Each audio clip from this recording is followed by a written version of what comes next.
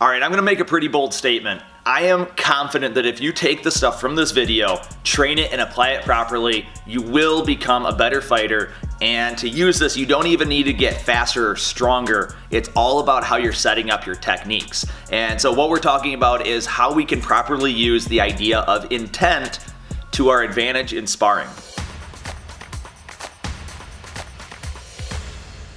What's going on, everyone? It's Nick from the Karate Playbook, and today, like I mentioned, we're going to talk about how we can use intent to make ourselves a better fighter. And we're going to talk both about how we can hide our techniques by hiding our intent, and if somebody doesn't know how to do this, how to use it against them. Now, the ideas we're talking about will work whether you're in karate or Muay Thai, boxing, MMA. Of course, depending on your style, you're gonna have to change the techniques and kind of the setups, but you can use this concept. Now, this video is gonna cover everything from really beginner to intermediate to somewhat advanced. I'll do a video later if you want something on more elite fighters, how they set things up, and how to read some of the techniques that they're doing.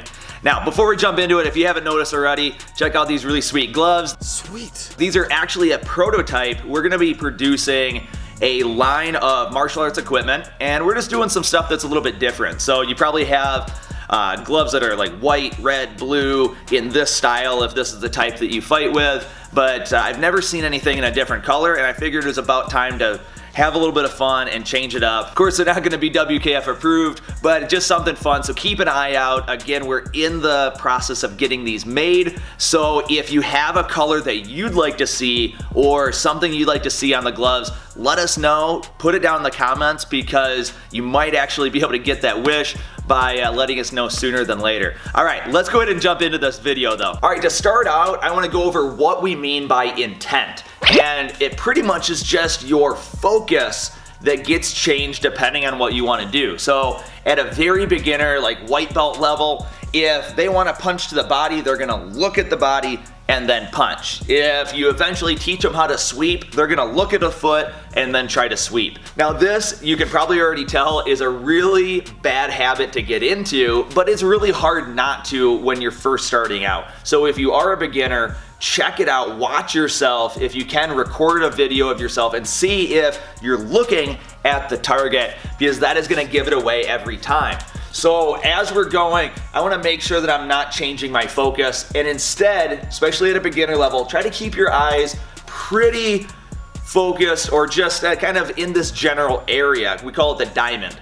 So right from about solar plexus, shoulders, and head, and I'm going to let my eyes kind of float in that sort of range. I just don't want to look very obviously at my target. Alright, now if you've gotten over that, if you're still training it, just pick a spot on the wall, put a piece of tape on the bag, whatever, and look at that spot, even if you're throwing techniques in different positions. Alright, now after you get past that and you get to the point where you can keep your eyes stationary, what we see is a little bit more subtle version of this intent. And this, if you are doing it, you might not know it. You probably don't. So sometimes you'll hear it be called a telegraph or a tell or a bunch of other terms, but it's basically doing something before you do your technique. What you'll see is your body might drop before you throw this reverse punch, and it doesn't necessarily happen as soon as you're punching. It might happen 1, 2, 3 seconds beforehand. If I'm getting ready to throw this reverse punch, you'll see their body start to drop, and then they'll throw this punch. If they're going to be going up to the head, you might see their body kind of come up a little bit. They might not stand up, but their chest might come up just a little bit before they throw this punch. And this is a lot smaller, but definitely noticeable if you're looking for it. So if I'm in my stance here, think about there's like a ball right here in my middle of my stomach. If I want to punch to the body, a lot of people kind of sink that spot down or lift it up if they want to go to the head. They'll kind of twist it and move it around depending on the technique that they want to throw. And as an advanced fighter, what we wind up doing is learning how to read that sort of a signal before they do a technique. So quite often, advanced fighters know 3 or 4 seconds before you throw a technique what you're gonna do, because we can see your planning process go on with your body placement. So, and again, if you want an advanced video on some of these tells and some of the things that even elite fighters do that can give them away, toss a comment down below because I have all sorts of good stuff on that. All right, but the way that we can get rid of this is there's two ways to get rid of any tell. And the first way is, of course, eliminate it. So try to stay perfectly still whether you're throwing a body punch or a head punch. But the way that I actually suggest is incorporate it, for the lack of a better term. So if my body goes down before I punch, I'm not going to just stay stationary and then do that technique, because they're gonna see that change in my body level. But if I move and I drop my body, I lift, I'm changing this level or breaking my rhythm a little bit, then it becomes just part of what I'm doing. That way, when I do drop my body to throw a punch, you don't notice that change because it's been happening so often.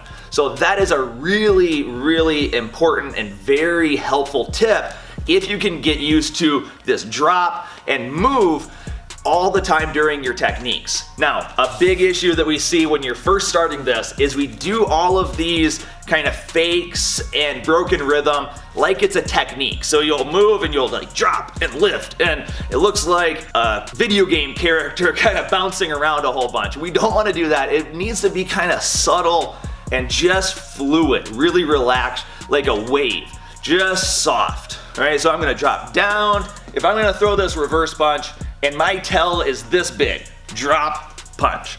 All right, I'm gonna do that, but I'm gonna drop, I'm gonna lift, I'm gonna move, I'm gonna drop, lift, and then when I drop and punch, you're not gonna notice it as easily as if I was bouncing just stationary and then I drop and punch, all right? So we're wiring your brain to be used to and kind of disregard any of those tells. Same thing if you throw a jab and you lift your body first. I might fake my shoulder forward, fake, lift, and then when you throw it, it's all just part of what you're already doing.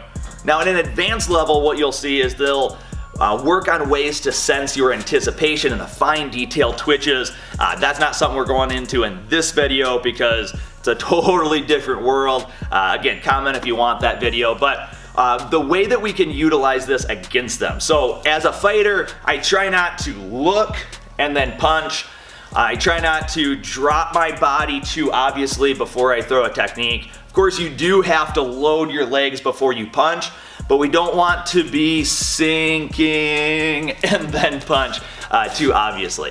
All right, so the way that we do this is both by incorporating it and trying to lessen how early I do this drop. So I don't want to start dropping and then punch because it's just letting them know. All right, now if you see somebody dropping their body, a couple things you can do. One of the things I do quite often is if I see them dropping, they're probably gonna try to counter reverse punch me. So I just back away and I let them kind of know I see what you're doing and I'm not gonna let it happen. All right, otherwise I'm going to let it happen. So I'm gonna go in with an opening and let them fire that reverse punch, and then of course I'm gonna block and counter from there. So it's just noticing that intent on the other person so that I can either make it not happen by getting away, or I can counter them with really limited options for them. So I'm gonna move forward like this, and their reverse punch goes in because that's what they were getting ready for. You'll even sometimes see this hand start twitching without them thinking about it, just because they want to punch so bad. And it's pretty funny if you really look at it.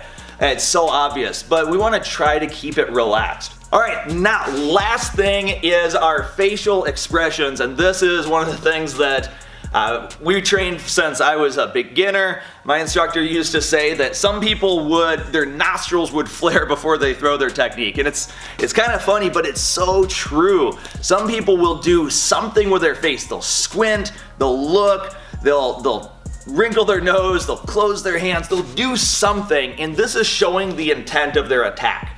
And the ways that we can make it better is, again, by eliminating it or incorporating it. So if I make like an aggressive face every time I'm going to attack, I'm gonna do that when I fake. And then my goal is to not make that sort of look of intent. So I might fake with a little bit of intensity, and then when I attack, I just try to relax and throw my technique without making any facial expressions. And this was really hard for me to get over, but it really drastically changed the outcome in sparring. So just as a quick recap, at the beginner level, you'll see people looking and then firing to that position. Yes, I know what some of you are thinking. You can look here and punch high, and that works in a lower to middle rank sort of sparring method. A lot of underbelts will look and then punch high to try to fake them out. Advanced belts will still see your body position and know what you're gonna throw. It is still effective, something to try out. I do it still quite often, but it usually doesn't work against black belt and elite fighters. The second thing is my body changing. My body changing position and kind of giving it away in almost anticipation of my technique. So I want to throw my reverse punch, so 2 or 3 seconds before I start sinking, so that I get my hips down there. And it feels sneaky, but it really isn't. And then the third part is our facial expression and our intensity before we throw our technique, trying to either eliminate it or incorporate it in a really creative manner. All right, now, as I promised, I'm gonna show you a really fast technique that I love using. I use it all the time very successfully, and I'm gonna be doing it on good old Bob here. I have him turned this way, so it kind of represents a left side forward stance with this shoulder being in front. So if you have a bag like this, don't always just fight it straight on. Sometimes turn it and make sure you're getting that bladed body position so you can get used to the angles that you're gonna need. So what we're gonna do is utilize this body drop, but I'm gonna do it to set them up. So they're gonna think, oh, I caught you with a mistake, but the whole idea is that I want them to think that. So I'm gonna drop my body. You can fake in a reverse punch, but I usually find it's even better if you don't fake first. If I fake, then they're gonna be thinking about what else I might be trying to do. So what I'll do, maybe flag my front hand, and then I'm gonna drop my body like a reverse punch. At the very end though, I'm gonna stand up off of my front leg, and this hand is gonna go over the top. So it's gonna almost look like this motion from Basadai, where my elbow is gonna be coming over the top this way. So you don't actually need to do the knee lift, but from here I'm gonna drop my body, and then I'm gonna stand up and come over the top. And the reason this elbow comes up is because of this shoulder here. If I'm going from low to high and I throw it in straight, I might get caught, but by bringing this elbow up, I wind up circling around that shoulder and finding a better angle. So from this angle, I'm gonna be dropping and then stepping or standing up as my technique goes out. Now, as you can tell, as I do this technique, this back leg is gonna wanna travel, and what it'll do is it'll wind up stepping behind them. So it'll be a really nice position after you land your technique to be towards their backside, and you can break off to have a good angle. So try this out, use it on the bag a whole bunch, but try to get that body drop and then throw the punch up high. Allow this elbow to go, especially if you find yourself getting caught on their guard or their shoulder. All right, so try that technique out, work with all these. Let me know in the comments if you have any questions or if there's anything that you feel I left out. I love hearing from everybody down there. And then again, if you like these gloves, toss a comment, let us know what colors you'd like to see. But have a great time training all this. Have an awesome day. See you in the next video. Peace.